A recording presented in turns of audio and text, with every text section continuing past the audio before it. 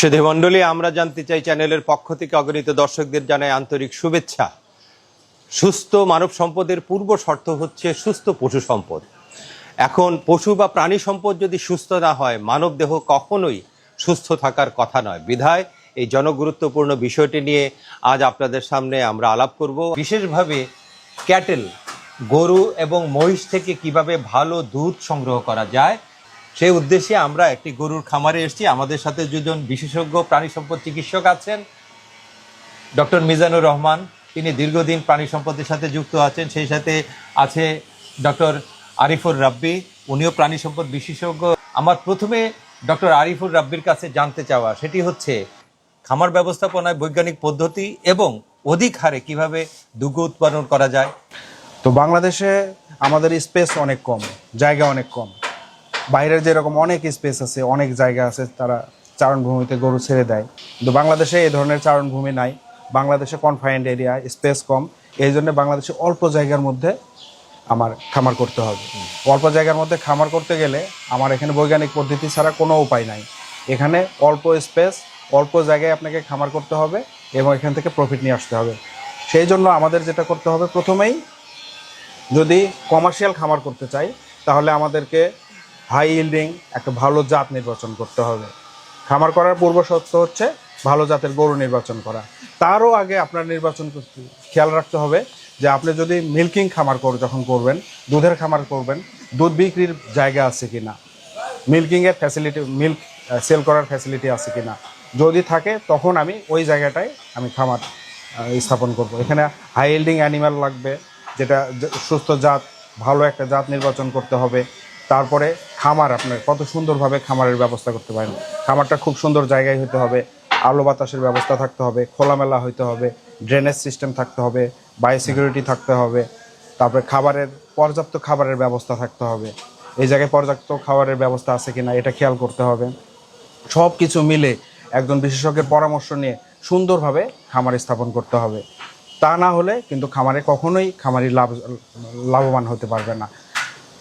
না, ধন্যবাদ। আসলে এই জায়গায় একটা প্রশ্ন থেকে যায়। অনেকেই বলে, খামার দেওয়ার পর অনেকেই বলে যে আমি তো খামার দিয়েছি কিন্তু লস হচ্ছে। লসটা কেন হচ্ছে, এটা কিভাবে ব্যাখ্যা করবে একজন ডক্টর হিসেবে? আপনার ওপিনিয়ন কি থাকবে সাধারণ খামারিদের জন্য? খুব সুন্দর প্রশ্ন করেছেন। আসলে এটা কমন প্রশ্ন। যারা ছোট ছোট খামার করতেছে তারা আসলে বৈজ্ঞানিক পদ্ধতিতে করতেছে না, তাদের খাবার ম্যানেজমেন্ট ঠিক নাই, ঠিকভাবে খাবার দিচ্ছে না, চিকিৎসা ঠিকভাবে করতেছে না। এই জন্য আসলে তারা সঠিকভাবে খামারটা না করার জন্য তারা লাভবান হচ্ছে না। কিন্তু যদি কেউ সঠিকভাবে খাবার, স্বাস্থ্য পরিচর্যা সব কিছু যদি ঠিকভাবে মেনটেন করে, বুঝে যদি খামার করে, অবশ্যই খামারি লাভবান হবে। খামারে ছোট ছোট কিছু ভুল আছে, যে ভুলগুলোর জন্য খামারি কখনোই লাভবান হবে না। খাবারের জন্য যেমন ধরেন, খাবার যখন দিচ্ছে কিছু কনসেন্ট্রেট খাবার আছে, আবার কিছু হচ্ছে ঘাস আছে। কাঁচা ঘাস গরুকে অবশ্যই দিতে হবে। আচ্ছা, কাঁচা ঘাস অবশ্যই দিতে হবে। পর্যাপ্ত পরিমাণ পানি, বিশুদ্ধ পানির ব্যবস্থা করতে হবে। একটা জিনিস মনে রাখবেন, জাস্ট শুধু যদি বিশুদ্ধ পানি দেয় একটা গরুকে, তার মিল্ক প্রোডাকশন বাড়বে। সব কিছু ঠিক আছে, শুধু আগে বিশুদ্ধ পানি ছিল না, এখন ঠান্ডা বিশুদ্ধ পানি দিচ্ছে। পানিটা খুবই গুরুত্বপূর্ণ। আপনি ঘাসের কথা বলছিলেন, দানাদার খাবারের কি ভূমিকা আছে এখানে? জি, ঘাস থেকে সে সব এনার্জি পাবে না, সব ধরনের পুষ্টি পাবে না। গরুর জন্য যে পরিমাণ পুষ্টি, কারণ হচ্ছে আমার হাই ইল্ডিং অ্যানিমাল, নর্মাল অ্যানিমালের আমাদের আগের অবস্থা চিন্তা করেন। আগে আমাদের গ্রামে যে গরু ছিল, 2 লিটার দুধ হইলে আমরা খুব খুশি ছিলাম। 2 কেজি 2.5 কেজি দুধ হইতো, আমরা খুব খুশি। এখন একটা গরুর হচ্ছে 30 লিটার 40 লিটার পর্যন্ত মিল্ক প্রোডাকশন হচ্ছে। তো ওই 2 লিটার প্রোডাকশনের গরুকে যে খাবার দিতাম, আমি 30 লিটার প্রোডাকশনের গরুকে যদি সেই খাবার দেই তাহলে তো হবে না। হাই ইল্ডিং অ্যানিমালের জন্য তার প্রোডাকশন বেশি, তার ফুড অবশ্যই ভালো দিতে হবে। এই জন্য কনসেন্ট্রেট খাবার, এখন বিভিন্ন কোম্পানির কনসেন্ট্রেট খাবারগুলো আছে যেটা রেডি ফিড হিসাবে পাওয়া যায়। এটা না পাওয়া গেলেও আমার হচ্ছে তাকে প্রচুর পরিমাণে কনসেন্ট্রেট খাবার দিতে হবে, কারণ মিল্কের প্রোটিন দরকার। হাই ইল্ডিং অ্যানিমালের জন্য অবশ্যই তার পরিমিত পরিমাণ প্রোটিন দরকার, ফ্যাট দরকার, তারপরে কার্বোহাইড্রেট দরকার। সব ধরনের একটা ব্যালেন্সড খাবার তাকে দিতে হবে। খাবার না দিলে, আমরা আগে থেকে জানি যে গরুর মিল্ক প্রোডাকশন মানে হচ্ছে তাকে যত সুন্দরভাবে খাইতে দিবেন তার প্রোডাকশন বাড়বে। না, আপনি কি বলতে চাচ্ছেন যে পরিমাণের চেয়ে ফুডের কোয়ালিটি অনেক বেশি দরকার, দুইটাই দরকার, ব্যালেন্স। অবশ্যই তিনটা জিনিসই দরকার। আপনি যেটা বললেন, তাকে অবশ্যই ব্যালেন্সড খাবার দিতে হবে। হ্যাঁ, ব্যালেন্সড খাবার না হলে কখনোই হবে না। পরিমাণ মতো খাবার দিতে হবে। মিল্ক প্রোডাকশনের একটা থামস রুল আছে যে কতটুকু মিল্ক প্রোডাকশনের জন্য কতটুকু দিতে হবে, এটা সবার কাছেই আছে। মিল্ক পরিমিত পরিমাণ দিতে হবে এবং কোয়ালিটি ভালো দিতে হবে। ভালো কোয়ালিটির খাবার অবশ্যই দিতে হবে। আমরা আর একটা জিনিস খেয়াল করি যে গরুকে কৃমিনাশক খাওয়াতে হবে। আচ্ছা, কৃমি যদি থাকে ওই গরু থেকে কখনোই ভালো প্রোডাকশন আসবে না। তাহলে কৃমিনাশক খাওয়াই নিতে হবে একদম নিয়মিত, নিয়ম করে। অনেকে মনে করে যে খামারে আছে আমার গরু, খামারে কৃমি আসবে থেকে, কিন্তু না। খামারের গরু হোক আর বাইরের হোক, সব গরুকে আচ্ছা, একটা গরু কৃমিনাশক খাওয়াইতে হবে। কতদিন পর পর কৃমির ওষুধ খাওয়ানো উচিত? সাধারণত খামারে 3 থেকে 4 মাস পর পর আমরা কৃমিনাশক খাওয়াতে বলি। এটা কি বোঝা যায় কিভাবে কৃমি হলো? হ্যাঁ, কিভাবে যদি একটু বলতেন। গরুতে বাংলাদেশে কমন যে সমস্যাটা হচ্ছে লিভার ফ্লু, কলিজা কৃমি। কলিজা কৃমিটা বড় গরুতে সমস্যা। কলিজা কৃমি বোঝার উপায় হচ্ছে গরু শুকায় যাবে। প্রথমত গরু শুকায় যাবে, গরুর প্রোডাকশন ঠিক থাকবে না।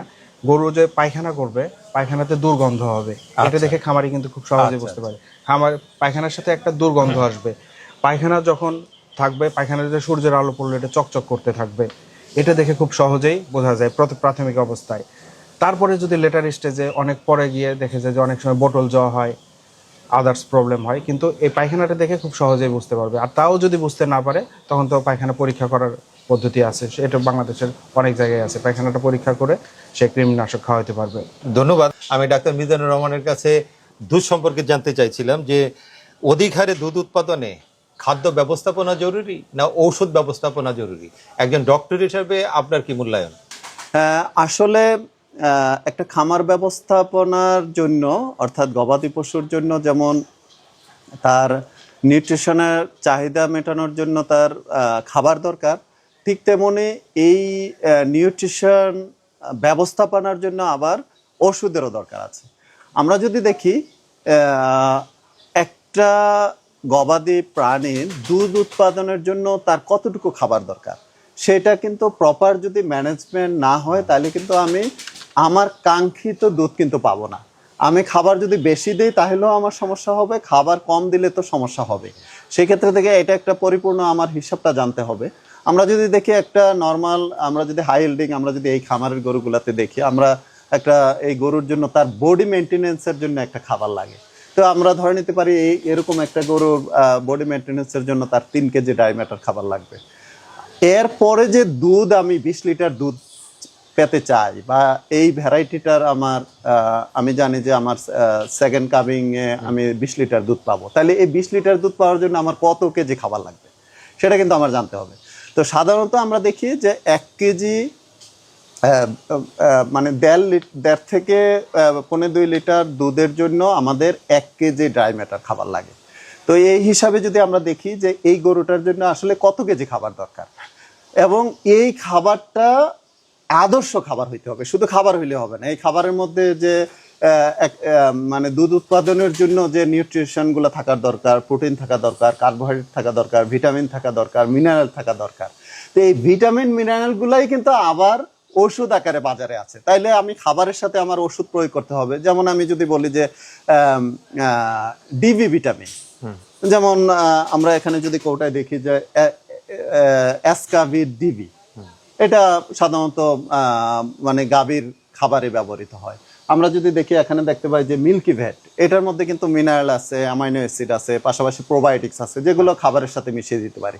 তো এরকম নিউট্রিয়েন্টগুলো যখন মিশানো হয় তখন এটা আদর্শ খাবার হবে, এবং এটার সাথে আমরা যখন ওই নির্দিষ্ট পরিমাণ খাবার দিব, তাহলে কিন্তু সে কাঙ্ক্ষিত দুধ উৎপাদনটা আমি পাবো।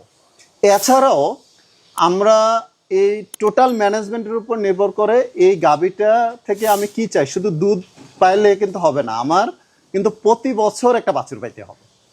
যে আগে আমি শুনতেছিলাম যে খামারে লাভজনক কিভাবে হবে, এখন এই গাভীটা আমি 20 লিটার দুধ পাচ্ছি, কিন্তু সে পরবর্তী বাচ্চা দিল হচ্ছে 3 বছর পরে, তাইলে কিন্তু 2 বছর কিন্তু সে আসলে দুধ দিবে না।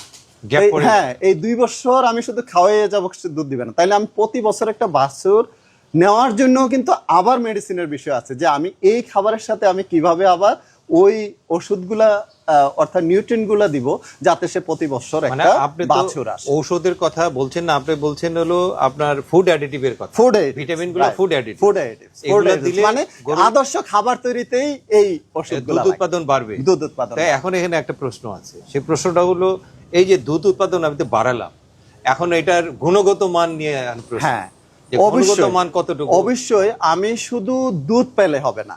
আমরা যদি দেখি বাজারে যদি দুধ দেখি, আমরা দেখি যে আমরা এখন ইউটিউবেও দেখতে পাই যে একজনের দুধ বলতেছে 50 টাকা, আরেকজনের দুধ বলতেছে 70 টাকা। তাইলে এই কারণটা কি? অর্থাৎ আমরা সাধারণভাবে যদি দেখি যে দুধের মধ্যে টোটাল সলিড থাকে হচ্ছে 13%-এর মতো, 13 থেকে 14%-এর মতো। তো এটার মধ্যে কি আছে? কার্বোহাইড্রেট আছে, প্রোটিন আছে, ফ্যাট আছে, ভিটামিন আছে, মিনারেল আছে, ক্যালসিয়াম আছে। তো এটা আদর্শ দুধে কতটুকু থাকে? ঠিক আছে, আমি এর চেয়ে নিচে তো রাখতে পারবো না। তো সেই ক্ষেত্রে সেটা পাওয়ার জন্য কিন্তু আমাকে আদর্শ খাবার খাওয়াইতে হবে। সেটা পাওয়ার জন্য কিন্তু আদর্শ, আমি যদি ভিটামিন মিনারেল তাকে না দিই, আমি যদি ক্যালসিয়াম না প্রয়োগ করি, আপনি দেখবেন যে এখন বাজারে প্রচলিতভাবে অনেক ধরনের ক্যালসিয়াম খাওয়ানো হয়। অর্থাৎ দুধের মধ্যে ক্যালসিয়াম থাকে, শুধু সেই ক্যালসিয়াম যদি গাভীকে আমি বাইরে থেকে সাপ্লাই না দিই, তাহলে তো আমি দুধের মধ্যে ক্যালসিয়াম পাবো না, এবং দুধ উৎপাদনও কমে যাবে, আবার দুধের যে কোয়ালিটি সেটাও থাকবে না।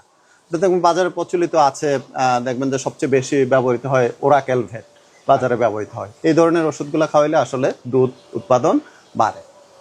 আচ্ছা, এই যে আপনার যে কথাটা বললেন যে দুধের উৎপাদন বাড়ে, গুণগত মানসম্পন্ন দুধ আমরা পাই, এই দুধের ব্যবহারটা যদি বলতেন, যে এটা তো বেবি ফুড হিসাবে স্বীকৃত, আর কাদের জন্য এই দুধটা অ্যাকচুয়ালি মানে স্বীকৃত, আপনি যদি ডক্টর হিসেবে সাজেস্ট করতেন। এটা চমৎকার। আসলে আমরা আমাদের সকল বয়সী মানুষের জন্যই কিন্তু দুধ অত্যন্ত একটা উপকারী একটা খাবার।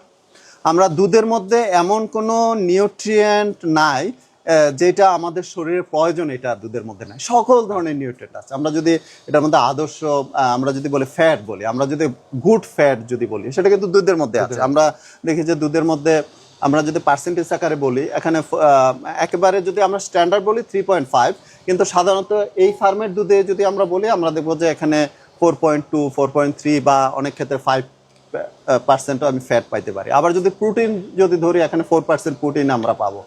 আবার ভিটামিন মিনারেল তো আছে, আমি ক্যালসিয়ামের কথা বলতেছিলাম। তো এটা যেমন শিশুর জন্য তার ডেভেলপমেন্টের জন্য দরকার, আমরা জানি প্রোটিন খুবই দরকার তার ব্রেইন ডেভেলপমেন্টের জন্য, তার গ্রোথের জন্য। আবার যদি আমি দেখি যে বয়স্ক আমাদের মতো লোক, আমি প্রায় 50-র কাছাকাছি বয়স, এই বয়সের মানুষদের আসলে দুধ যদি তার জন্য সে হজম করতে পারে, তাহলে কিন্তু অবশ্যই ওনার জন্য দুধ খাওয়া দরকার। কেন? কারণ এই বয়সে সবচেয়ে বেশি দরকার হচ্ছে ডাইজেস্টেবল ক্যালসিয়াম। এখন ক্যালসিয়াম সে কোথা থেকে পাবে? দুধ কিন্তু একটা আদর্শ ক্যালসিয়াম সোর্স। আমরা যদি দেখি যে আমি 1 গ্লাস দুধের মধ্যে কিন্তু আমি 300 মিলিগ্রামের উপরে কিন্তু আমি ক্যালসিয়াম পেতে পারি। তাইলে একটা মানুষের এখান থেকে একটা মানুষের কতটুকু ক্যালসিয়াম লাগবে ডেইলি? সেই রিকোয়ারমেন্টসের প্রায় 50% কাভার হয়ে যাবে মাত্র 1 গ্লাস দুধে। তো সুতরাং আমি বলবো যে আমাদের সকলেরই একটা কোয়ালিটি সম্পন্ন দুধ যদি আমরা খাই, তাহলে ক্যালসিয়ামের চাহিদাটা পূরণ হবে, পাশাপাশি তো প্রোটিন ফ্যাটের ব্যালেন্সটা নিয়ন্ত্রণ হবে। না, ধন্যবাদ। আমাদের সাথে দুজন অত্যন্ত বিজ্ঞ প্রাণী সম্পদ বিশেষজ্ঞ ছিল, ডক্টর রাব্বি, ডক্টর মিজান। তারা অত্যন্ত সুন্দরভাবে আপনাদের এই বিষয়গুলো তুলে ধরেছেন, এবং তারা দীর্ঘদিন প্রাণী সম্পদ সুস্থতার পিছনে তারা কাজ করছেন। আমরা আমাদের চ্যানেলের পক্ষ থেকে আপনাদের দুজনকে অসংখ্য অসংখ্য ধন্যবাদ, এবং দর্শকদের জন্য আপনাদের যদি কোনো বাণী থাকে, দুজনেই দুটো বাণী দিয়ে যদি আপনি। হ্যাঁ, আমি যদি বলি, আমি খামারিদেরকে বলবো, এখন বর্তমানে আমাদের দেশে যে প্রেক্ষাপট, আমরা নগরায়ন এবং পল্লীতে সব জায়গায় আমরা সবাই আগ্রহ হচ্ছে খামার করার জন্য। আমি যেটা বলবো যে সবাই অবশ্যই সচেতনভাবে, আমি জেনে শুনে বৈজ্ঞানিক উপায়ে যাতে আমি খামার করি, সেই ক্ষেত্রে আমি খামারি হিসাবে আমি লাভবান হব। পাশাপাশি এই থেকে মানুষ যে পুষ্টি পাওয়ার যে বিষয়টা, সেটাও পরিপূর্ণ হবে। আর নয়তো পরিপূর্ণ যে বেনিফিট, এটা আমরা অনেক সময় দেখি কৌতূহলী অনেক খামারি আসে খামার করার জন্য, সে পর্যাপ্ত জ্ঞান না থাকার কারণে সে খুব তাড়াতাড়ি হারিয়ে যায়, যেটা আমাদের একজন প্রাণী বিশেষজ্ঞ হিসাবে আমায় কোনোভাবে এটা কাম্য নয়। আমি আশা করব খামারিরাও সচেতন হবে, জেনে শুনে খামার করবে, যার ফলে আমাদের সাধারণ মানুষে এ থেকে উপকার ভোগী হবে। ধন্যবাদ।